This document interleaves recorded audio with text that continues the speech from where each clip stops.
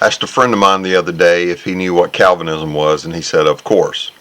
And the follow-up question is, do you know what the opposite of Calvinism is? A few people will answer yes to this one. Historically speaking, there have been two opposing views, and they have been called different names throughout time.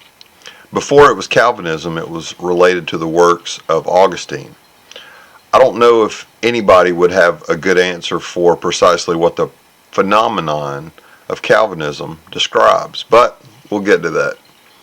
First, what is the polar opposite of Calvinism? Again, historically there have been a few names, but the latest iteration was named after the Dutch Reformed theologian Jacobus Arminius, and so it's called Arminianism, and it's the same time period as Calvin.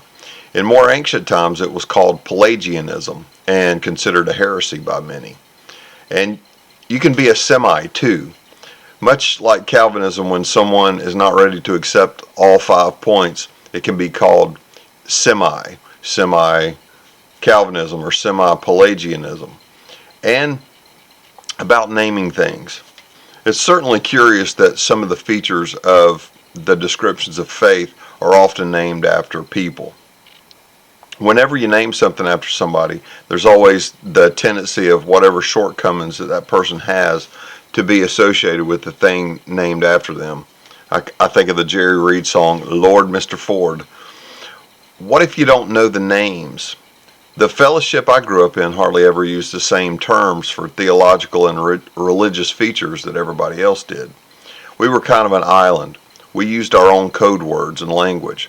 And if you were to ask any one of us whether we were Calvinist or Arminian, we would just say, we just believe what the Bible says. One of the reasons this is fresh on my mind is that my brother sent me an article that was against the leftist humanist religion, written from a Jewish believer's perspective. And I agreed with almost everything in the article because I'm against the leftist humanist agenda that is prevailing religion in our culture today.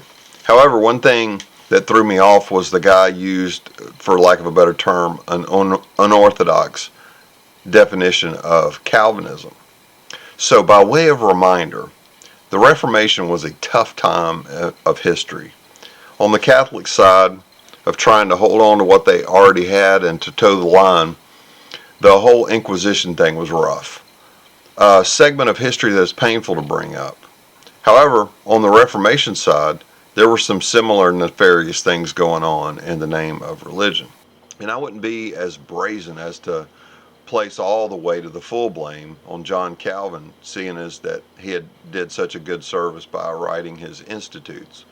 No more than anyone could blame the Saul of Tarsus for all of the early martyrdom in first century Christianity. But Calvin was definitely holding some coats.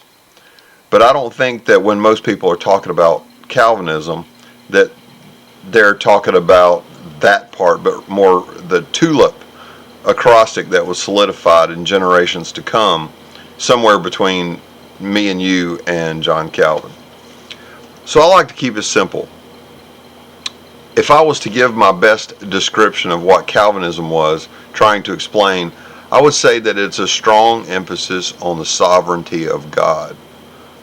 But on the other side, a simple definition of Arminianism would be a strong belief in the responsibility of people. Few would disagree that the truth is probably somewhere blended in the middle, and that those who prefer talking about the sovereignty of God probably need to brush up on responsibility, and the people who talk about personal responsibility probably need to pay a little bit more attention to the sovereignty of God.